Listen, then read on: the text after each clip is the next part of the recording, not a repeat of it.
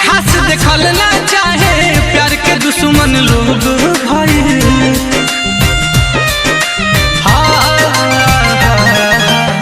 डेगे डेगे काट बोआइल नामुमकिन बा पाव धइल। अपन खास देखल ना चाहे प्यार के दुश्मन लोग भाई। प्यार के फूल सूखल नफरत वाला घाम से बदनाम भइनी रानी तोहरे नाम से।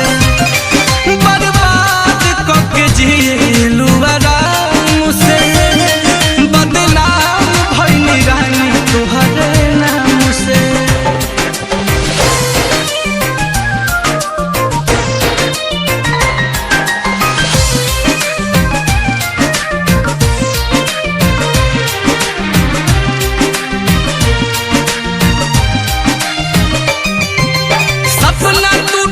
शीशा जैसे दिल चकना चूर भइल। नीलकमल अखिलेश कलेश में मुएला मजबूर भइल।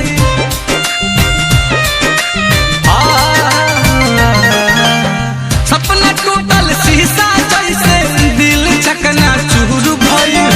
नीलकमल अखिलेश कलेश में मुएला मजबूर भइल।